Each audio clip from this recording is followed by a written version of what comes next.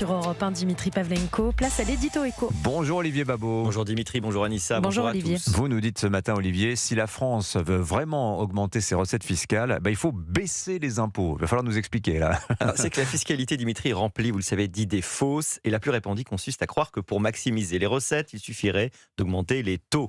Or, l'expérience et les études récentes montrent une fois de plus exactement l'inverse, en particulier dans le cas des impôts sur les plus riches. En effet, on a le cas de l'impôt sur la fortune. Là. Et oui, l'ISF est un cas d'école. Alors, une étude toute récente de l'Institut Rexecode montre, tenez-vous bien, qu'il a rapporté beaucoup moins qu'il n'a coûté à la France. Depuis sa création en 1982, près de 19 500 contribuables très fortunés ont quitté le territoire. Avec eux, ce sont des bases fiscales, des investissements, des entreprises et la consommation qui sont partis. Au total, les pertes de recettes atteignent environ 9 milliards d'euros pour des recettes encaissées de seulement 2 à 5 milliards selon les années. Le rendement est donc négatif. Cerise sur le gâteau, Rexecode relève, je cite, que l'impôt sur la fortune a très peu d'impact sur les inégalités. Donc un impôt qui est censé faire payer les riches finit par appauvrir tout le monde.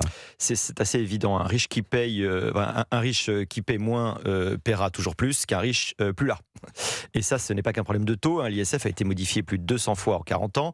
Cette instabilité fiscale détruit la confiance. On promet, on modifie, on durcit, et puis on recommence.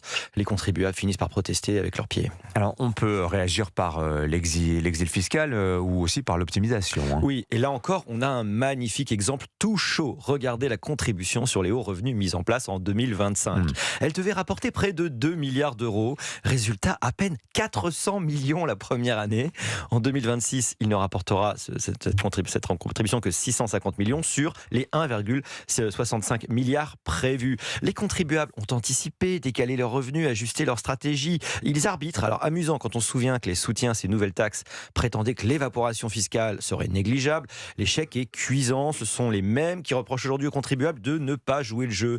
Mais quand les taux de prélèvement marginaux peuvent atteindre les 75%, on voit mal comment reprocher à la dinde son manque d'enthousiasme pour Noël. Mais comment l'État peut-il se tromper à ce point quand même ? Alors, parfois par ignorance économique, souvent par idéologie, on préfère le symbole à l'efficacité. Vous savez, chez nous, la punition à la production, on sacrifie les recettes réelles à la satisfaction morale de taxer les riches. Ouais. Ce choix coûte cher, moins de PIB, moins d'emplois, moins de recettes à long terme, et même pas moins d'inégalités, c'est le bingo de l'échec. Donc finalement, baisser les impôts, c'est pas un cadeau aux plus riches. Non, baisser nos impôts, au point ils en sont. C'est une stratégie de rationalité budgétaire. Baisser les impôts, c'est aussi, évidemment, il faudrait aussi les rendre stables, lisibles, crédibles. C'est la condition pour élargir l'assiette, attirer l'activité, in fine augmenter durablement les recettes. Le reste relève de l'illusion fiscale et du masochisme budgétaire. Signature Europe 1, Olivier Babot. Merci beaucoup Bonne journée. Olivier, bonne journée.